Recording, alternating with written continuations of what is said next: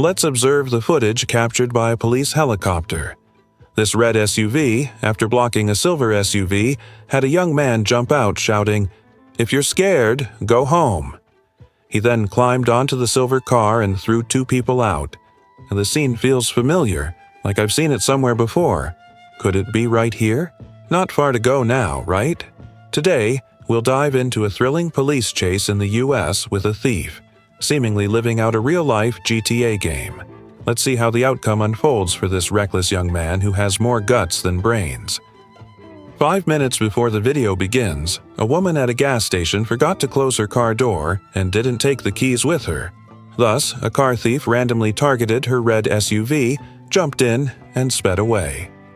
But this isn't the most pressing issue. Losing the car is one thing, calling the police is another. The problem is, her 4-year-old son is still sitting in the back seat. This left the owner extremely worried, prompting her to call the local police. A helicopter was quickly dispatched to track the red SUV. The vehicle is now on the highway, and the helicopter immediately spotted and chased after it. The chase occurred during morning rush hour on the highway near Denver, Colorado, USA.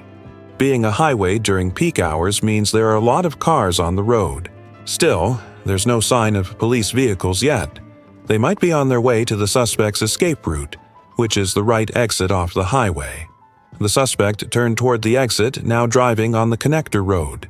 In Colorado, winter has arrived, making it easy to see snow piles along the road at this time. After leaving the mountain road, the suspect drove into the city. He just blew through the traffic light without stopping. The police still haven't arrived, and the other cars are puzzled about what's happening. As for the red SUV, they must be wondering why it just sped up.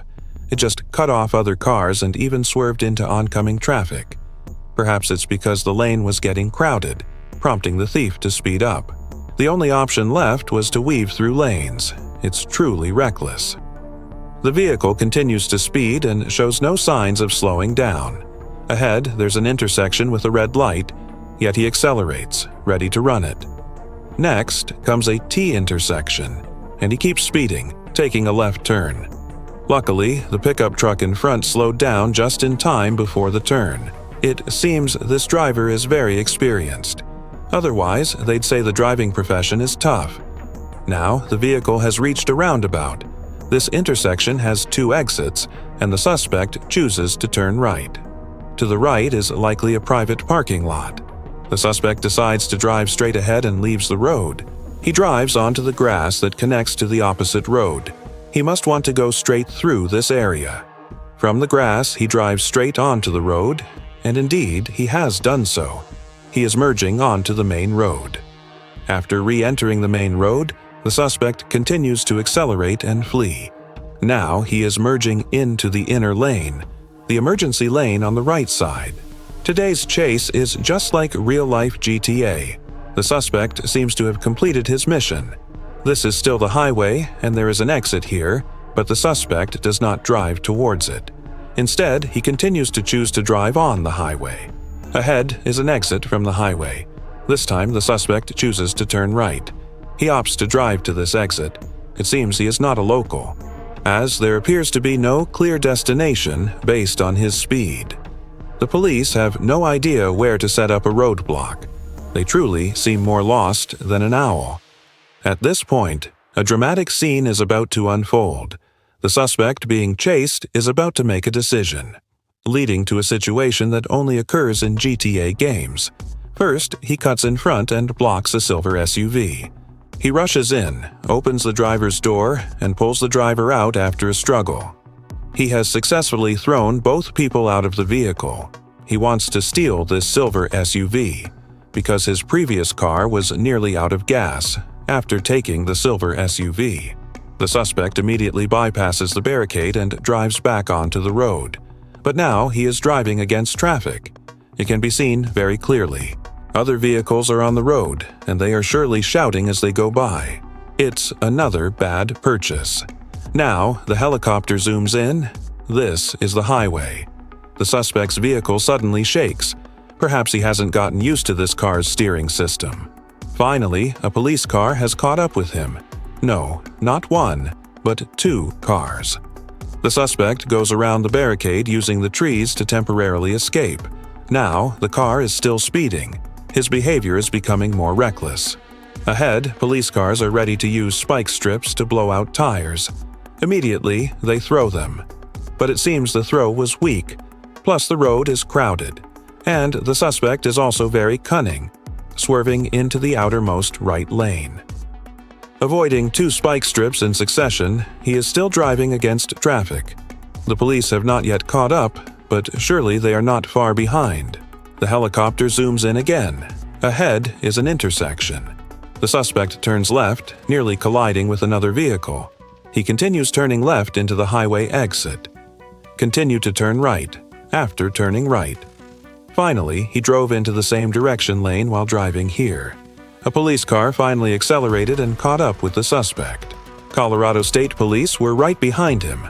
Now the 2 vehicles were not far apart, but there was still a warning sign about 50 meters ahead. What was the warning? It turned out there was a railroad crossing. They had just passed through this intersection. There was a large intersection here. The suspect turned left and entered the wrong lane. He continued driving against traffic while other vehicles quickly slowed down and yielded. After such a stretch of driving against traffic, the suspect passed through the bypass. Driving in the normal lane, he probably realized that driving against traffic was very dangerous. And it wouldn't be much faster anyway, so it was best to just drive in the normal lane. Indeed, there were more and more vehicles coming towards him in the wrong lane. While on this side, there were relatively few cars in the same direction while chasing here. The police car had finally narrowed the gap to 10 meters, with some surrounding vehicles moving parallel. Up ahead, a car changed lanes to the left and brushed against the police vehicle. So the distance between the 2 cars widened again. Suddenly, there were more cars on the road while chasing. The suspect had overtaken other vehicles by entering this lane. Then he darted into another lane, simply zigzagging and not stopping. There was a police car lying in wait for him at the intersection ahead. They set up spike strips, but before the police could deploy them, he turned left again. The officer's device seemed to be thrown a bit late, allowing the suspect to escape and continue speeding through. In the emergency lane, the police faced a problem. That was not knowing how to make him stop. His speed was very high, often maintaining above 160 kilometers per hour, and there were no toll booths on these roads, so it was very convenient for fleeing. Not to mention he could switch routes continuously. Therefore, only blowing out his tires would be the best method at this time. The previous scene flashed by very easily missed. Let's go back and watch it in slow motion. After trying to avoid a white car, he crashed into a person by the roadside. And that person was a state trooper, very fortunately for him. This officer was not life-threatening, just suffered a broken leg. This time, his crime was serious, as it was classified as attempted murder. But it didn't work out. Now he was leaving the highway. He got out of the car, then it seemed he wanted to abandon the vehicle after some hesitation. He got back into the car and continued his escape. From this angle, it seemed his tires were having issues, so he was looking to switch to another vehicle. After fleeing for a while, he probably found his target. Next, he directly rammed into a white car to cause an accident. The owner of that car probably had no idea what was happening. Slow down, pull over, perhaps to request compensation, and that was certainly not the wisest decision she ever made. The suspect immediately opened the door. He dragged her out of the car and continued his escape.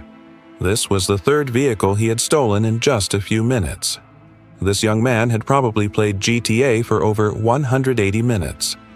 After a long chase, he seemed to be getting tired. His driving had lost confidence and became quite frantic. Finally, his day of reckoning had come. A police car approached as he reached the intersection. He stepped on the gas and collided with 2 other vehicles on the road. Realizing his car was damaged, he immediately opened the door and ran out.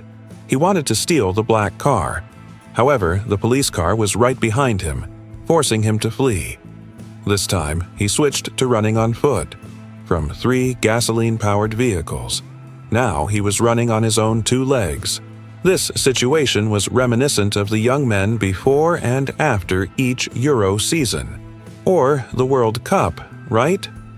He ran into a residential area with quite a few houses, aiming to escape the police's control, but little did he know. A helicopter had been following him closely all along.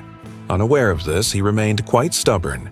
He even threw away his outer jacket to run faster. However, the game was about to come to an end. Ahead was a fence. He used all his strength to climb over it. But due to the excessive exertion during the chase, he was left powerless and surrendered, especially upon seeing 3 officers approaching. So, finally, the pursuit lasted for a full 90 minutes. Over a distance of 120 kilometers passing through 5 different districts, it ended with a victory in favor of the police. The suspect was identified as Ryan Stone, 28 years old, a young man who walked the earth after being tried in court. He blamed all of this on drug use, claiming he didn't remember what he did that day. In response, the judge stated that addicts live with deep emotions, unlike him. The prosecutor then presented a recording of a girl visiting Ryan. In prison, he bragged to her about how proud he was of escaping the police pursuit. This recording also revealed the true reason behind Ryan's actions. He wanted to do something to attract attention, to become famous, and to make money. In the end, he not only failed to make money but also faced numerous charges, among which were 3 major charges, including first-degree assault, child abuse, and attempted murder. In total, he was sentenced to 165 years in prison. You're not mistaken, it's 165 years. At the time of the trial, Ryan Stone was just 28 years old. That means for the rest of his life. Surely he will get state food. The prosecutor also mentioned Ryan. He may be considered for parole after 75 more years when he is 103 years old. If he eats well, lives moderately, and exercises regularly in prison, who knows? He might still be able to reintegrate into society for the rest of his life. And after watching this video, what do you think of the dramatic chase we just saw? And how do you feel about the guy named Ryan Stone? Please leave your thoughts in the comments. Don't forget to like and subscribe to the channel so you won't miss the next videos. Exciting content will be coming soon from the COPS American-US program. Thank you for watching this video. Goodbye and see you next time.